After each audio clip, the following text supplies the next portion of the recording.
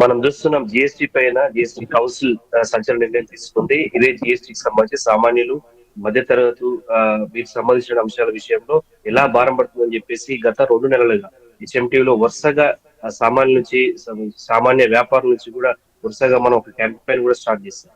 జిఎస్టీకి సంబంధించి చాలా భారంగా మారినటువంటి నేపథ్యంలో జిఎస్టీ కౌన్సిల్ చాలా కీలక నిర్ణయం తీసుకుంది. ఏదైతే ఆ ప్రధానంగా 2 స్లాబ్లకు సంబంధించి పూర్తిగా తీసివేయటువంటి అంశంలో కూడా జిఎస్టీ కౌన్సిల్ నిర్ణయం తీసుకుంది. అలాగే పేద మధ్యతరగతి సంబంధించి సామాన్యులకు సంబంధించి జిఎస్టీ ఉపయోగకరంగా ఉండాలనే నేపథ్యంలో ఈ కీలక నిర్ణయం తీసుకుంది.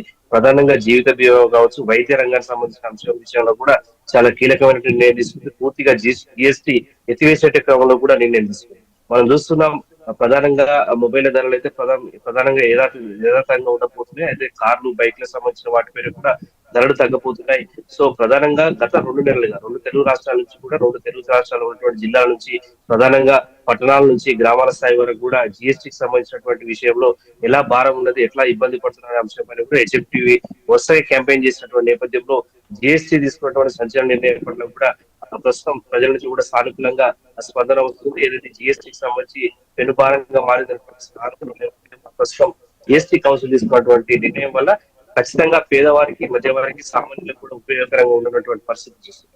ఏదైతే ప్రధానంగా ఆల్కహాల్ సంబంధించి ఇతర వాటిపైనే జిఎస్టీ ఉండబోతుంది. మిగతా సామాన్యులు, సాధారణ వ్యక్తులకు సంబంధించిన వాటి విషయంలో వారికి సంబంధించినటువంటి నిత్యావసర వస్తువుల ధరలకు సంబంధించిన వినియోగంలో కూడా జిఎస్టీకి సంబంధించి పూర్తిగా తగ్గేటువంటి అవకాశం మనకు కనిపిస్తుంది.